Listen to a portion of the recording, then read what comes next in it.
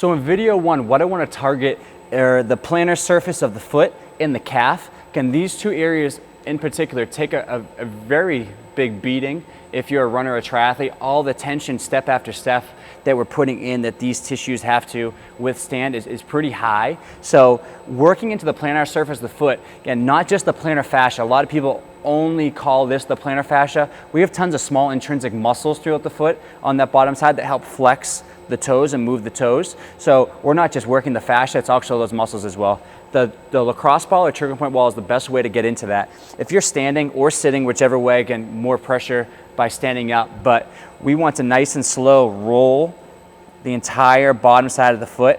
Typical rule of thumb is about 1 inch every 3 seconds. So you're really trying to go nice and slow and controlled as you work in there. And if you ever notice any kind of numbness and tingling, you know you're on some kind of nerve, so try to move off that spot. More painful isn't always what we're looking for. So if you notice something that's super uncomfortable, that might not always be a good thing. So nice, slow and controlled. Scan the entire foot. Again, all the way from the base of the heel, all the way up to the balls of the feet. Okay, so that's the best way to perform self-myofascial release into the foot. Next up, we have the calf.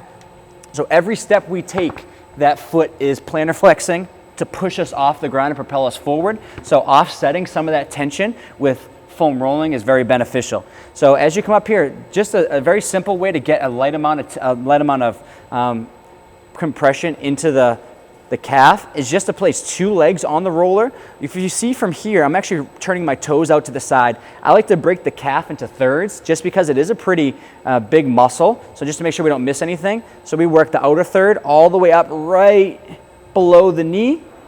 Work down the center. Again, that middle third, nice and slow, again, right above the ankle. And then I'm actually gonna turn my toes in to work the inner third in there. So if you notice that's not enough tension or compression into the muscle, we can actually go and add 1 leg on top. So now all our body weight is compressing 1 leg into the foam roller here, but that adds a little more compression. If you find any spots in particular that are tender or uncomfortable, what you can do from there is actually go and move through the range of motion. This is one thing I like because our tissue has to glide past each other. So by adding joint motion, compressing some of these superficial muscles, we can kind of encourage that gliding, a relative motion between tissues. So as you find a spot there that's uncomfortable, I'm going to move through the range of motion, try to get those to slide against the roller, and then find another spot and move. So again, like I explained in the intro, we're not looking just to foam roll tissues and then go along our way. We're trying to actually make these changes, these reduction in tone, improvements in flexibility stick long term. So from there, what I want to do is incorporate a couple basic drills to help lengthen the tissue further and not just stop after this. So first thing for the toe, I'm going to go into the quadruped position, which is on all fours.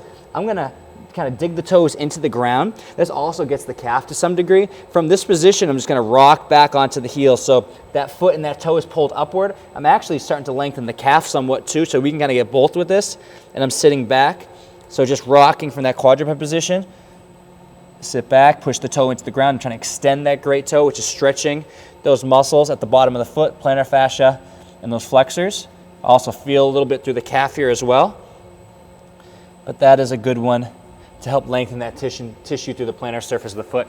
Next one I can do for the calf is help put my foot up here on some kind of surface. A lot of people like to use a step or a wall to help lengthen the calf. If I'm here in this position, all I need to do is lean forward. So I'm going to step forward with my other leg, lean. I'm going to keep my knee straight to start.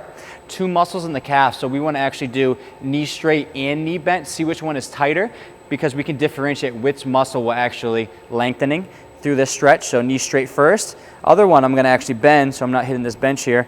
I'm going to just drive that knee forward. So I'm still with my foot elevated here, stretching the calf, but this one actually hits the soleus, which is a deeper calf muscle, right behind the outermost bigger one. So those 2 ways right there are good ways to work into the plantar surface of the foot and also the calf. Again, very good strategy if you're running or ramping up your mileage to help offset some of the stress that we start to store in the bottom of the foot. A lot of people start to develop plantar fasciitis, Achilles tendonitis, Achilles strains. So this is a very good strategy to help offset those things.